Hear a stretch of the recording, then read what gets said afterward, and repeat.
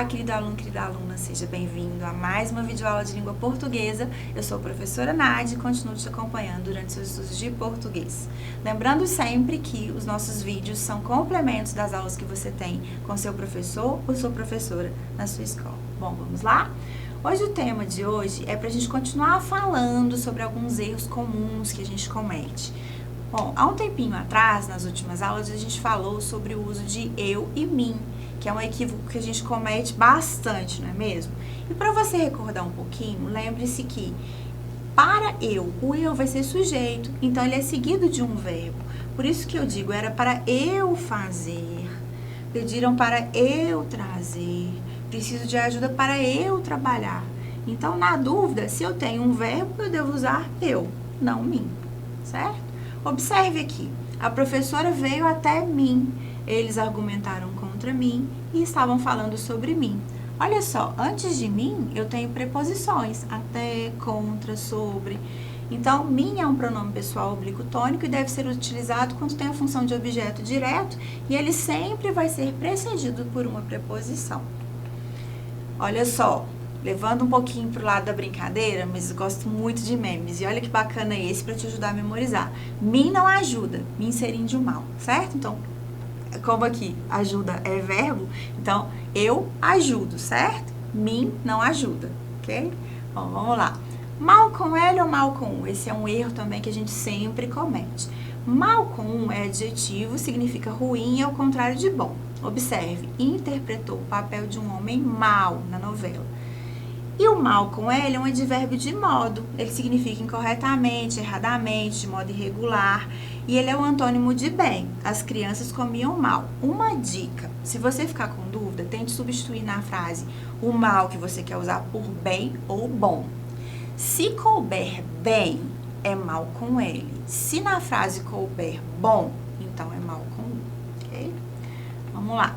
Mal também pode ser um substantivo quando ele significa uma doença, algo ruim ou algo prejudicial. Nesse caso, ele pode admitir plural, certo? Então, catapora é um mal que atinge principalmente a criança, né? Catapora e sarampo são males que atingem as crianças. O mal também pode ser uma conjunção temporal, ele vai indicar assim que, uma coisa que acabou de acontecer, por exemplo, mal anoiteceu e eles chegaram ao destino. Então, esse mal anoiteceu, assim que anoiteceu, né, acabou de anoitecer, esse mal deve ser gravado com L. Bom, vamos lá. E o mas e o mais, você sabe realmente como usar? Mas introduz contrariedade, diversidade, é sinônimo de porém, contudo, todavia, entretanto. Observe, hoje eu acordei animada, mas não quis ir para academia. Ou seja, se eu acordei animada, era bem provável que eu quisesse ir à academia, mas eu não quis. Então, são ideias aí opostas, né, contrárias.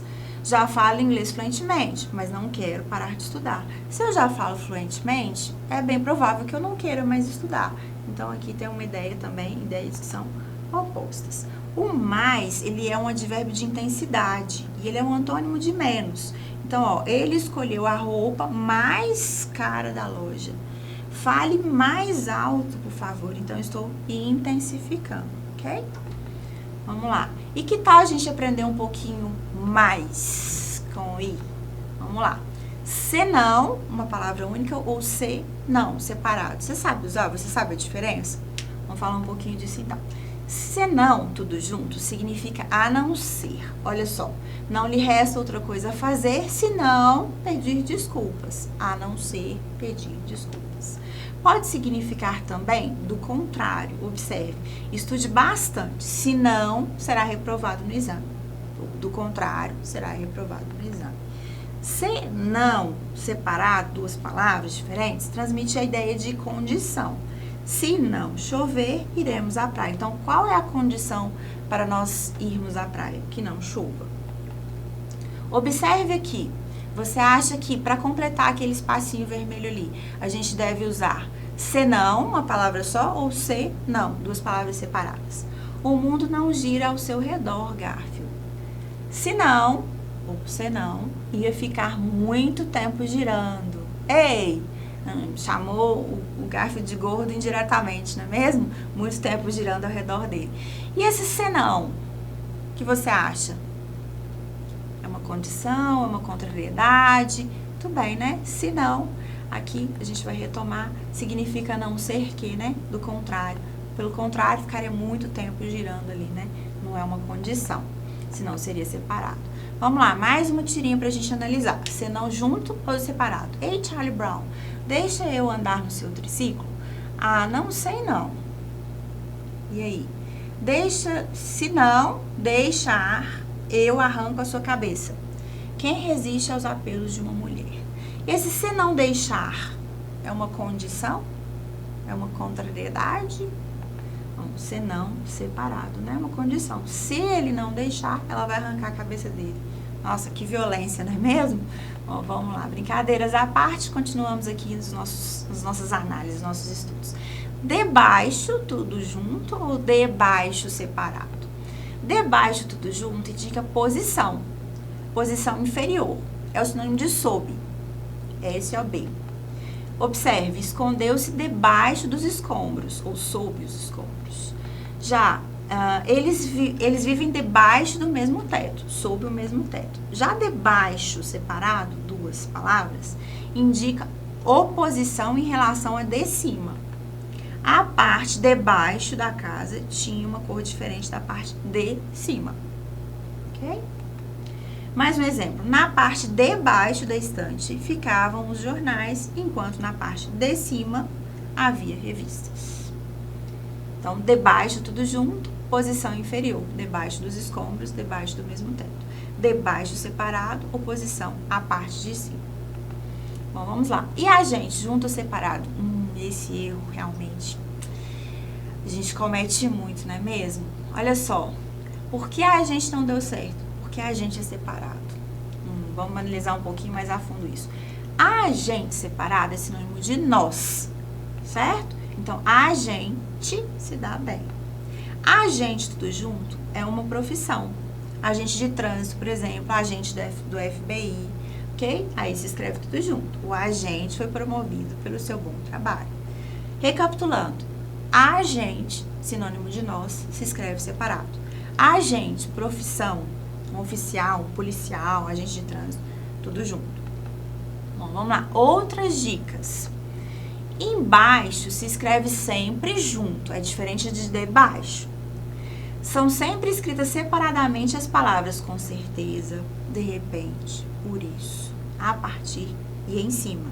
Vou repetir.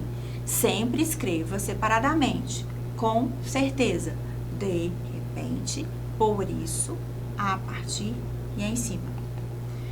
Ambiguidade. Bom, isso aqui é um problema que a gente sempre se depara com. Observe aqui. Você se lembra o que é ambiguidade? Vamos lá. Ambiguidade é o nome dado à duplicidade de sentidos, quando alguns termos, expressões ou sentenças apresentam mais de um entendimento possível. Muitas tirinhas lançam mão da ambiguidade para causar um certo humor, uma ironia. É o caso dessa aqui. Olha só. Vendo o pôr do sol. Quanto quer pelo pôr do sol? Não está à venda. Eu estou vendo o pôr do sol. Aproveite para ver também. Aqui, a ambiguidade está no vendo. Eu estou vendo o pôr do sol ou ele está vendendo o pôr do sol? O pôr do sol está à venda. Observe como tem duplo sentido, né? Não ficou claro. Então, essa é a ambiguidade dessa tirinha. Vamos lá. Então, a ambiguidade ela pode ser causada também pelo uso indevido de pronomes possessivos. E isso acontece bastante na língua portuguesa. Observe. A mãe de João trouxe a sua blusa. Ok, mas de quem é a blusa? Do João ou da mãe do João? Como que a gente poderia reescrever essa frase para desfazer essa ambiguidade? Possibilidades. A mãe de João trouxe a blusa dela, e aí sim eu entendo que a blusa é da mãe. Ou então a mãe de João trouxe a blusa dele. Ou seja, a blusa era dele e ela levou, ela trouxe. Outro caso de ambiguidade, colocação inadequada das palavras. Observe essa construção. Os colaboradores insatisfeitos reclamaram do trabalho. Certo, mas os colaboradores, eles estão sempre insatisfeitos? Ou eles estavam insatisfeitos naquele momento com as condições de trabalho? Como que a gente poderia reescrever essa frase para deixar claro o motivo dessa insatisfação? Insatisfeitos, vírgula, os colaboradores reclamaram do trabalho. E aqui fica claro, né, que eles estavam insatisfeitos com a condição do trabalho naquele momento. Mais um caso. Uso de forma indistinta entre o pronome relativo e a conjunção integrante. Bom, como assim? Olha só. O menino disse ao professor que era mineiro. Bom, o professor era mineiro?